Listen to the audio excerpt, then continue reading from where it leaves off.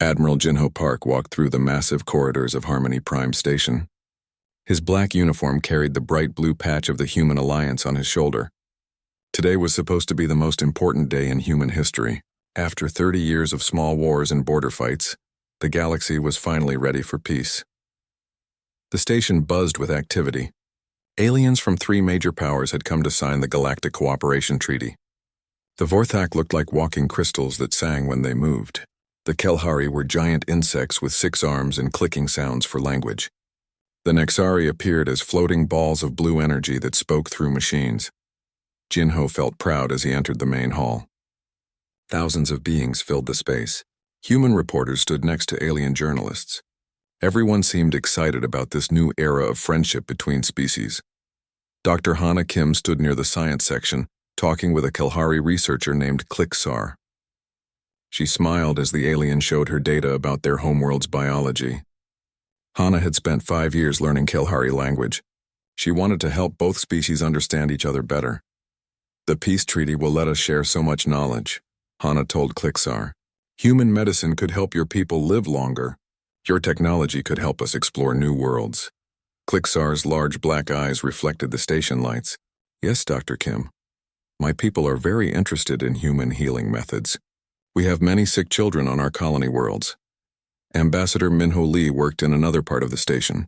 He reviewed the aid packages that humanity would send to alien worlds damaged by past wars.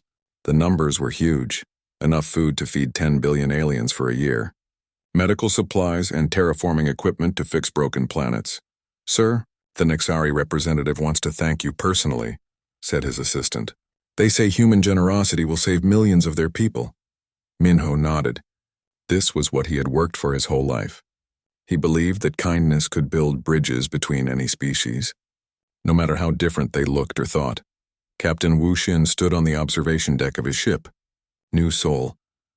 Through the large windows, he could see alien vessels docked alongside human ships. His crew included members from all 3 alien species. They had been working together for 6 months planning new colonies on empty worlds. Captain, said his Vorthak officer, Crystal Song of Peace. The new settlement plans look very good. Humans and aliens living together on the same planets will create wonderful communities. Wu smiled. That's the dream, Crystal Song. No more fighting over territory. Plenty of space for everyone. The signing ceremony began with great music from all 4 species. Each leader spoke about hope and friendship. When Admiral Park signed for humanity, the crowd cheered loudly. Cameras recorded every moment for history. But in a quiet corner of the station, Intelligence Officer Yuna Choi watched her computer screens with growing worry. She had noticed something strange in the past few weeks. The 3 alien groups were sending coded messages to each other. The messages used channels that went around human monitoring systems. Yuna had tried to break the codes, but they were too complex. The pattern suggested the aliens were sharing information, but about what? She had reported this to her superiors, but they told her not to worry. It's probably just normal diplomatic talk, her boss had said. Don't create problems where none exist. Still, something felt wrong to Yuna. In her years of intelligence work, she had learned to trust her feelings. The timing seemed suspicious. Why were the aliens having secret talks right when they were signing a peace treaty with humans? She watched as Kliksar talked with Dr. Kim about human biology.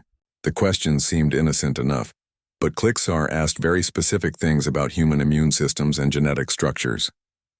When Hana asked similar questions about Kelhari biology, Kliksar gave vague answers. Crystal Song of Peace asked Captain Wu about human military ship designs. For historical research, the alien explained. But Yuna noticed the questions focused on weapon systems and defensive capabilities. The Nexari energy beings seemed most interested in human computer systems. They wanted to study human artificial intelligence and communication networks. They claimed this would help them improve their own technology. As the celebration continued, Yuna compiled her observations into a report. She marked it as urgent and sent it directly to Admiral Park. But the Admiral was busy with ceremony duties and diplomatic meetings. The report sat unread in his message queue.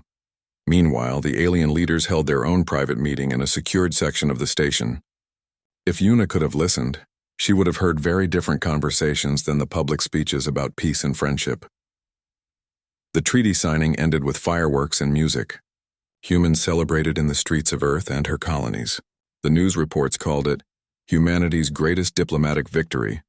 Schools were already planning new courses about alien cultures. Trade companies prepared to open markets on alien worlds.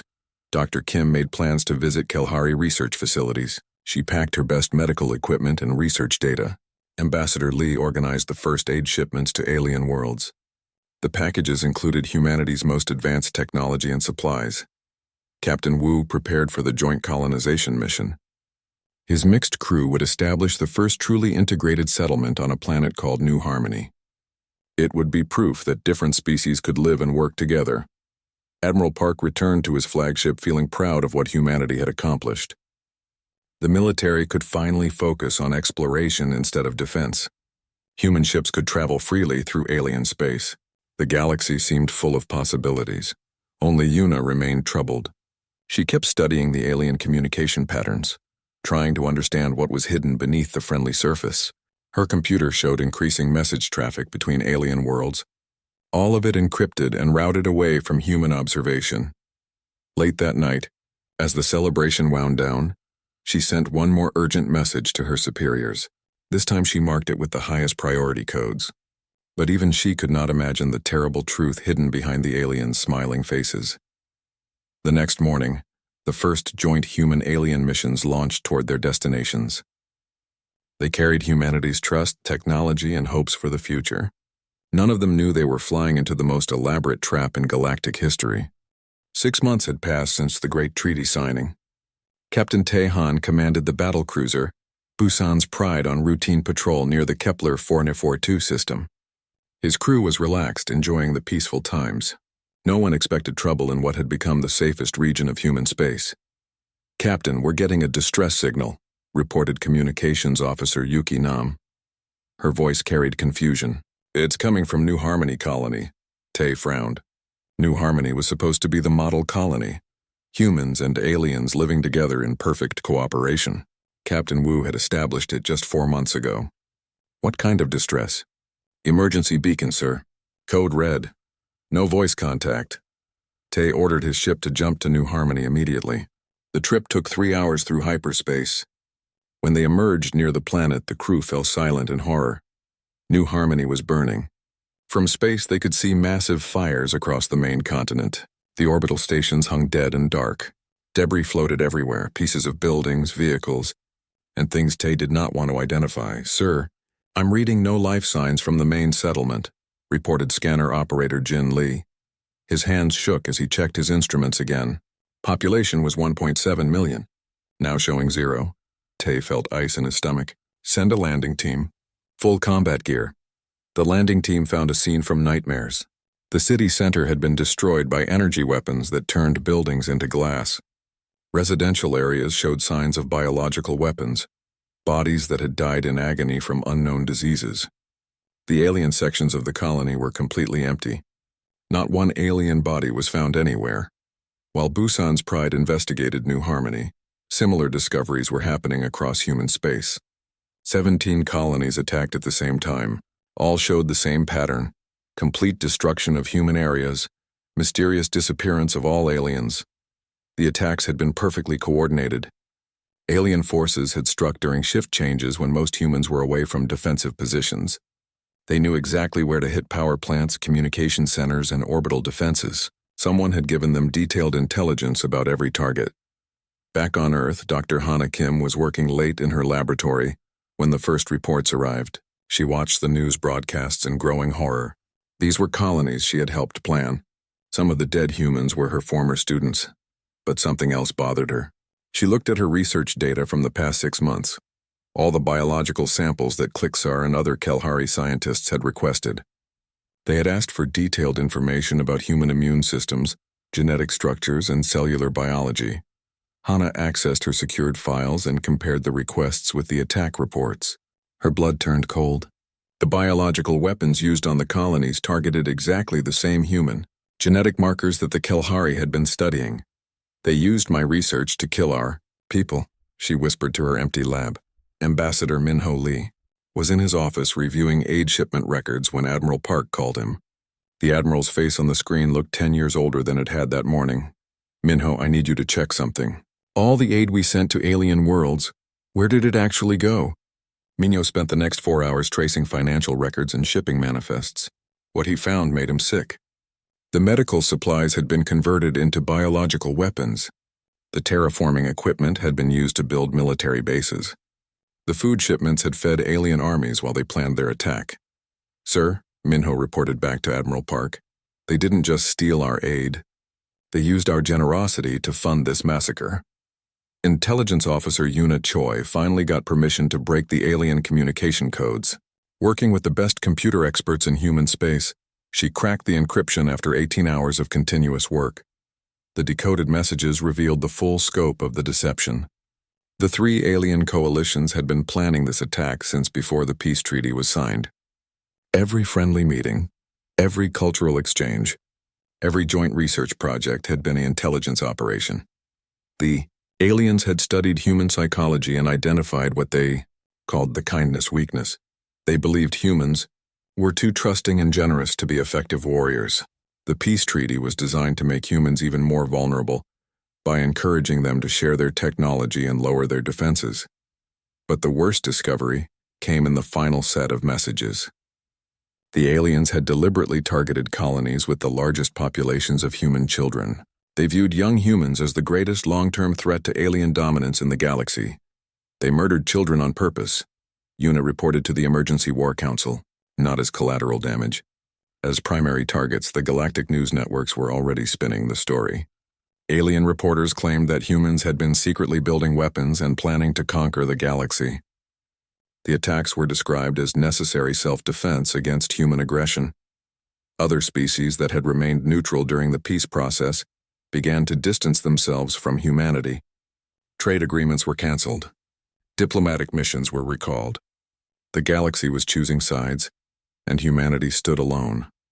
Captain Wu Xin sat in the ruins of his ship's bridge, rescued from New Harmony by a passing merchant vessel. Half his crew was dead. The other half had been on shore leave in the colony when the attack began. He was one of only 37 human survivors from a population of 1.7 million. The alien members of his crew had vanished hours before the attack. Crystal Song of Peace had claimed urgent business on the orbital station. The Kelhari engineer had reported sick and stayed in alien quarters. The Nexari communications officer had requested immediate transport to an alien ship for family emergency. All of them had known. All of them had been part of the plan. Admiral Park convened an emergency session of the Human Alliance War Council aboard the fortress station Taegukgi. Representatives from every human world attended via hologram. The statistics were horrifying. 4.2 million dead, 17 colonies destroyed, and humanity's reputation in ruins. Admirals, generals, ministers, Park addressed the council. We face a crisis unlike anything in human history. We have been betrayed by those we trusted most. Our kindness has been turned into a weapon against us. Fleet Admiral Nari Song stood to address the council. She was an older woman with gray hair and hard eyes. The question before us is simple. Do we try to negotiate our way out of this, or do we show the galaxy what happens when humans stop being nice? Dr. Suri Bey, the Alliance's chief weapons researcher, activated a holographic display. I have been authorized to brief you on classified military programs, projects that we hoped never to use. The display showed weapons and ships that most of the Council had never seen before, technologies that went far beyond what humanity had shared with alien species, military capabilities that had been developed in secret, just in case the galaxy proved to be a dangerous place. For 30 years, we have chosen to appear weak while secretly staying strong, Dr. Bey explained. We offered friendship first, but we prepared for war just in case. General Dong Wu stepped forward with a thick folder of documents. Project Phoenix has been activated. All human military assets are being recalled to Sol system. Every classified technology is being deployed. Every secret base is coming online. The Council voted unanimously. No negotiation, no mercy, no quarter given. The aliens had made one critical mistake in their planning. They had studied humanity's peaceful nature, but they had never bothered to learn about human history. They did not understand what humans were capable of when pushed beyond the breaking point. As the War Council session ended, Admiral Park sent a message to every human ship, station, and colony in the galaxy. Return to Sol, Sanctuary Protocol in effect. Prepare for total war. The sleeping giant was waking up and it was very, very angry. The fortress station Teguki sat in the darkness beyond Pluto, hidden from alien sensors by advanced stealth technology. For 40 years it had waited in the cold void of space. Now finally, it served its true purpose as the command center for humanity's response to galactic betrayal. Admiral Jinho Park walked through corridors he had never seen before. Security doors opened to his command codes, revealing levels of the station that officially did not exist. The walls were lined with weapons that could crack planets in half. The hangar bays held ships designed for only one purpose: war. Fleet Admiral Narisong met him at the main war room. She was 65 years old and had commanded human fleets since before first contact with aliens. Unlike other human officers, she had never believed in galactic peace. "Jinho, welcome to the real human alliance," she said, "the one the aliens never saw." The war room was filled with officers Park had never met. They wore black uniforms with no identification marks. These were the people who had spent decades preparing for this day. General Dong Wu stood at a massive holographic display showing the galaxy. Red markers indicated alien military positions. Blue markers showed human assets, but there were far more blue markers than Park had ever known existed. The aliens made their first mistake 30 years ago, General Wu explained. They assumed we were naive. They thought we came to the galaxy with open hands and empty heads.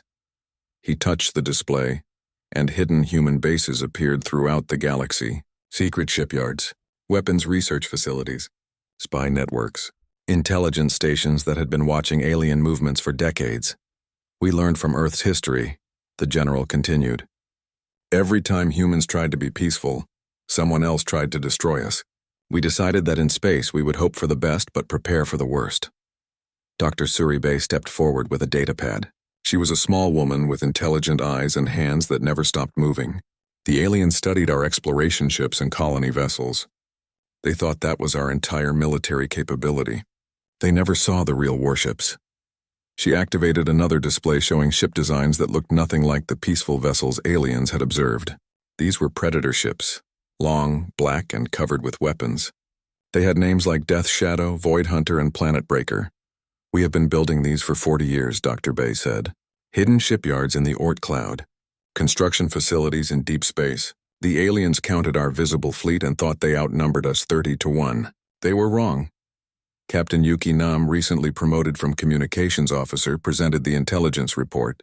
"Our spy networks have complete information on alien military capabilities.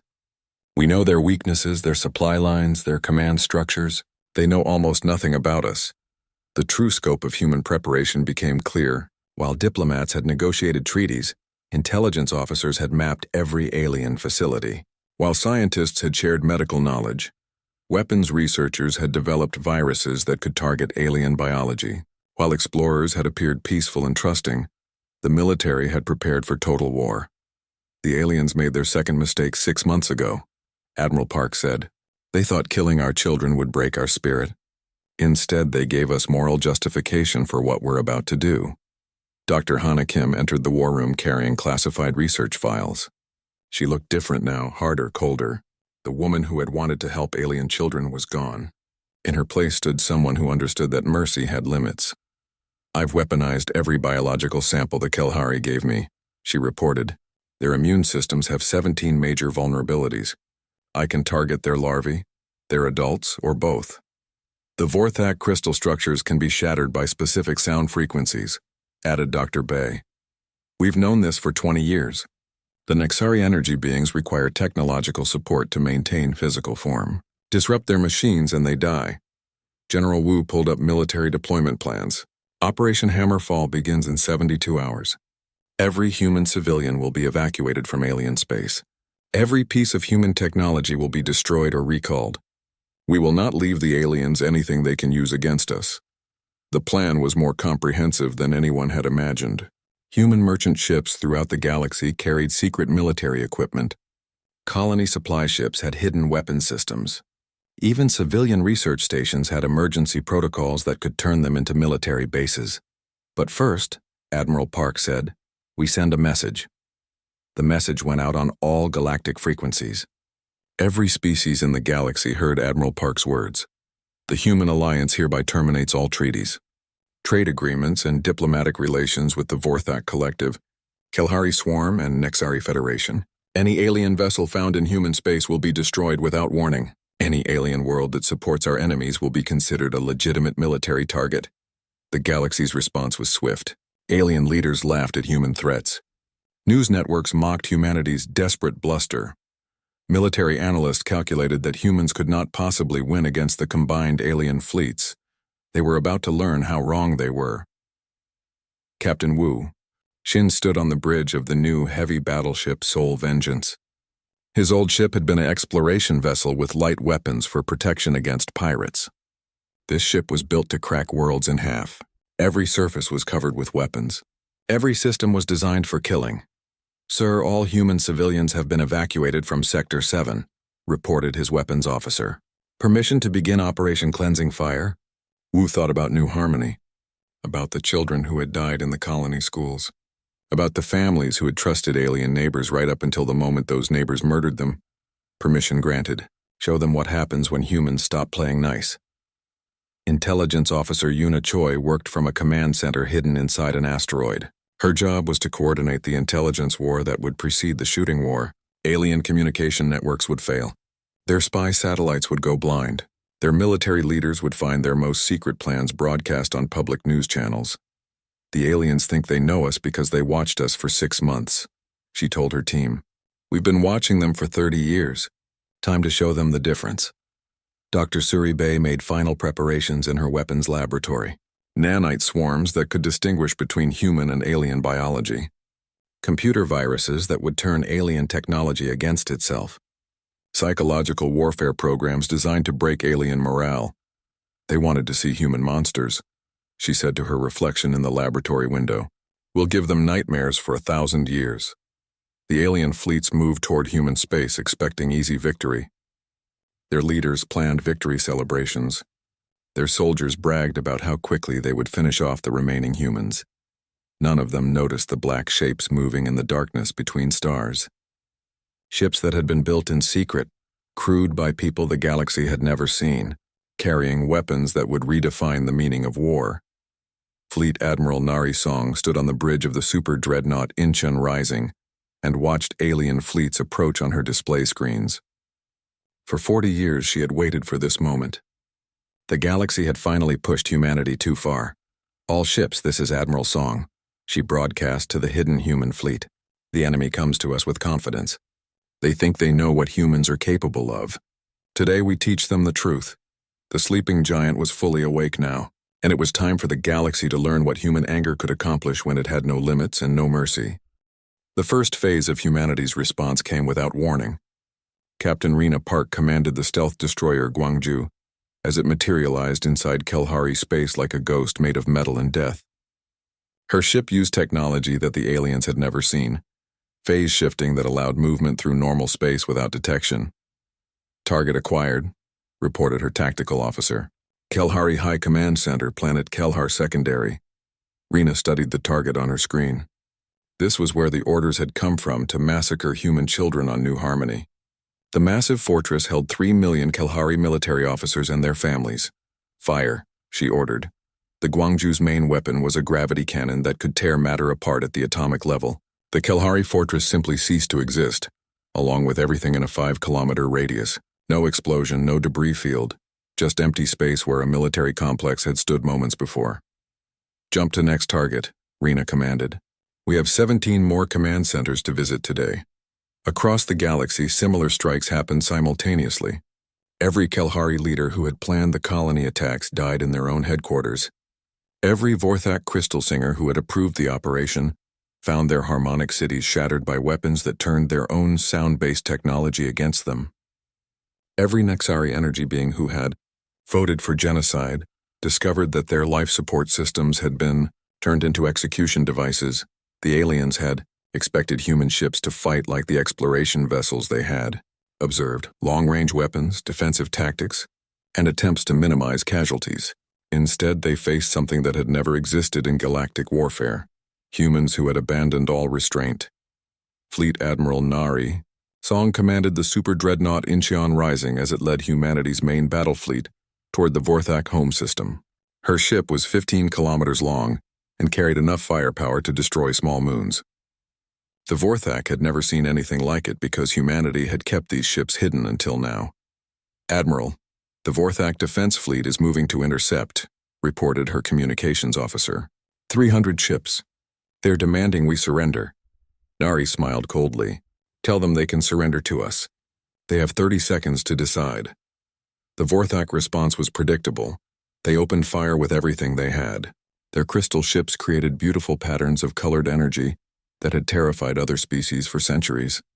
Against human technology, the display was impressive but useless. "All ships engage," Nari ordered. No survivors. The human fleet moved like a pack of hunting animals. Ships that could phase in and out of normal space appeared behind enemy vessels before they could react.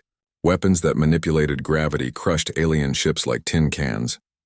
Computer viruses jumped from human systems to alien systems, turning enemy weapons against their own fleet.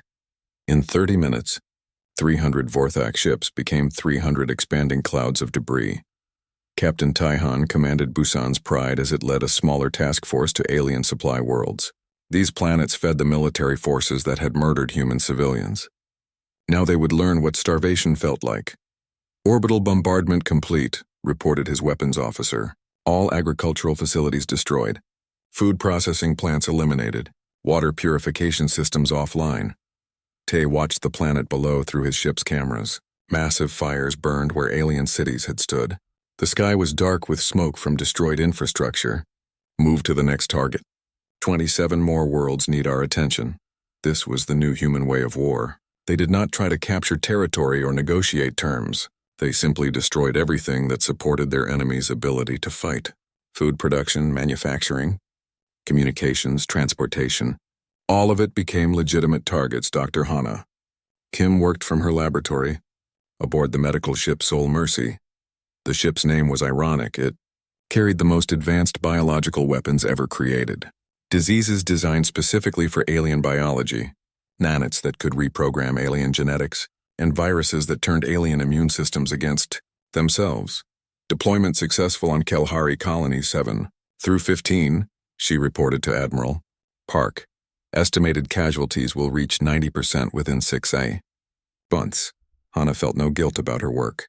She remembered the reports from New Harmony. Human children dying from alien biological weapons while their alien friends watched and did nothing. The galaxy had taught humanity that mercy was weakness. Now humanity would teach the galaxy about consequences. Intelligence Officer Yuna Choi coordinated the cyber warfare campaign from her hidden command center. Alien computer networks collapsed under human attacks. Military communications went silent. Even civilian systems failed as human viruses spread through every connected device. "The Nexari Federation just lost their entire digital infrastructure," she reported. "Their energy beings can't maintain physical form without technological support. Estimated survival rate is less than 5%. Yuna had once felt bad about spying on allied species. Now she used every piece of intelligence she had gathered to systematically destroy alien civilization. The galaxy had wanted to play games with human trust.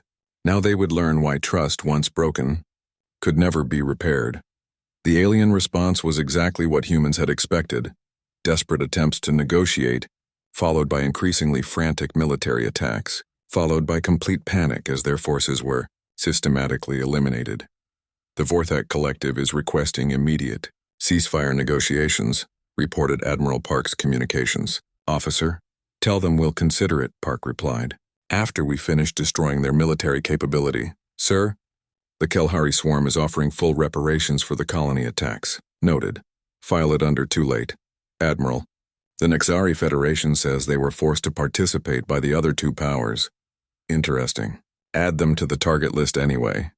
The galaxy watched in horror as human forces moved from system to system with methodical efficiency. They did not rage or make threats. They simply killed everything that opposed them and moved on to the next target. Captain Wu Xin led the assault on Kelhar Prime, the Kelhari homeworld. His task force included 50 of humanity's newest warships, vessels that existed for only one purpose. Unlike the exploration ships that aliens had observed, these were pure instruments of destruction. Sir, the planet is defended by orbital weapons platforms and a fleet of 800 ships, reported his tactical officer. Begin Phase 1, Wu ordered. Phase 1 was what humans called clearing the space. Stealth ships appeared throughout the Kelhari defensive formation and began destroying targets from within. The aliens found themselves shooting at ghosts while their own ships exploded around them. Phase 2 involved gravity weapons that pulled the orbital platforms into the planet's atmosphere. The massive structures burned like meteors as they fell toward the surface. Phase 3 was bombardment, not to destroy the planet, but to eliminate every piece of military infrastructure. Spaceports, weapons factories, training facilities, government buildings, all targeted with surgical precision. Phase 3 complete, reported the weapons officer. Military capability reduced to 0. Civilian casualties approximately 40%. Wu felt no satisfaction in the numbers. These were the people who had laughed while human children died, who had celebrated the destruction of peaceful colonies, who had called humans weak and naive. Move to the next target, he ordered. The galaxy has 30 more military worlds that need our attention. Dr. Suri Bay monitored the deployment of humanity's ultimate weapon from her laboratory ship. Nanites, microscopic machines that could identify alien biology and systematically destroy it.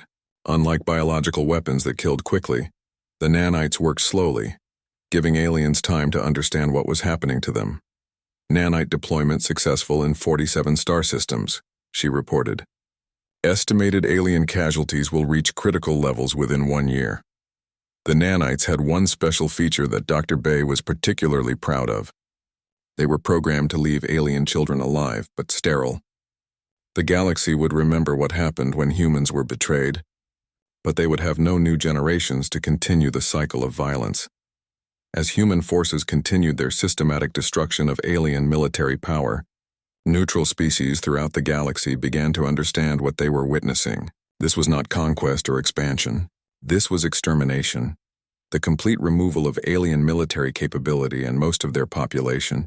Ambassador Min-Ho Lee, now serving as Minister of Galactic Affairs, received desperate messages from dozens of neutral species. They all said the same thing. Stop the humans before they destroyed all intelligent life in the galaxy.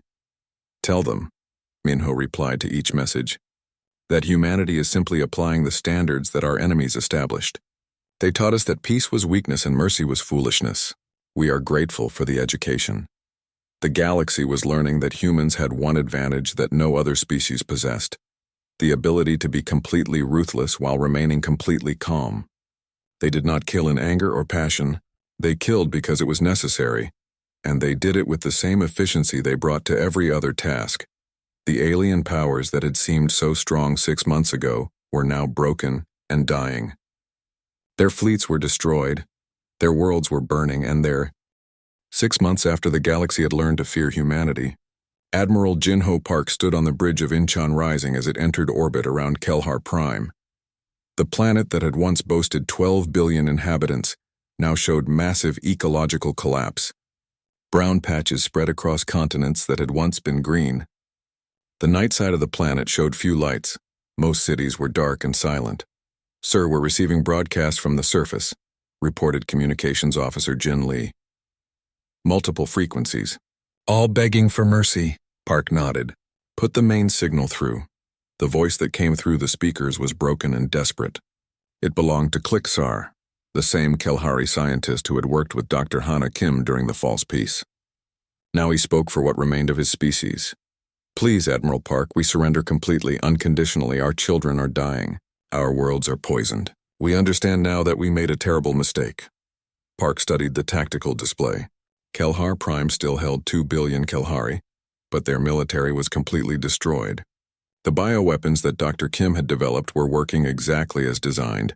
Slow death that gave the aliens time to understand their fate. Tell Kliksar we'll consider his surrender, Park said, after we finish our demonstration. The demonstration involved orbital bombardment of the planet's remaining weapons factories. not because they posed any threat. The Kalahari had lost the ability to fight months ago. The bombing continued because humans wanted to make sure the lesson was completely understood. Similar scenes played out across the galaxy. The crystal cities of the Vorthak homeworld lay shattered, their harmonic communication networks reduced to static. The survivors huddled in caves, their beautiful songs replaced by wails of grief and despair.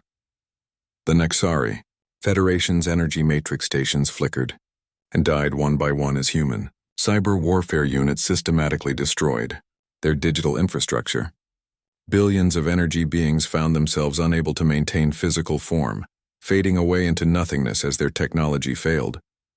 Captain Rena Park received orders to cease all stealth operations and return to base. Her ship Guangzhou had eliminated 43 alien command centers without suffering a single casualty. The galaxy now understood that humans could strike anywhere, anytime without warning.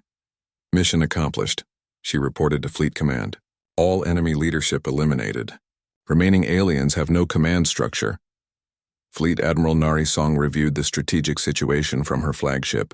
The combined alien fleets that had seemed so threatening 6 months ago no longer existed. 3,000 alien warships had been reduced to expanding clouds of debris. Human casualties in the entire war numbered less than 500. We've broken them completely, she reported to the War Council. They can't fight, they can't organize, and they can't threaten human interests ever again. The neutral species that had remained on the sidelines during the conflict now faced a terrifying reality. Humanity had become the dominant military power in the galaxy, and they had achieved this through methods that made traditional warfare look gentle by comparison. Dr. Hana Kim worked in her laboratory aboard Soul Mercy, monitoring the biological weapons she had deployed. The diseases were working exactly as programmed, targeting specific alien genetic markers while leaving human biology untouched. The irony was not lost on her. She had used alien research to destroy the aliens who had provided it. Bioweapon effectiveness at 96%, she reported. Alien population reduction proceeding on schedule. Hana felt no guilt about her work. Every time she doubted herself, she remembered the reports from New Harmony. Human children murdered in their schools while their alien classmates watched. Families killed in their homes by neighbors they had trusted. The galaxy had taught humanity that trust was dangerous and mercy was weakness. Intelligence Officer Yuna Choi compiled the final intelligence report on alien capabilities. The species that had once seemed so powerful and threatening were now broken remnants hiding in the ruins of their civilizations. Theory. Vorthak Collective has lost 94% of its population, she reported. The Kalahari swarm is down to 38% survival rate. The Nexari Federation has suffered near complete extinction. Yuna remembered the coded messages she had detected during the peace negotiations.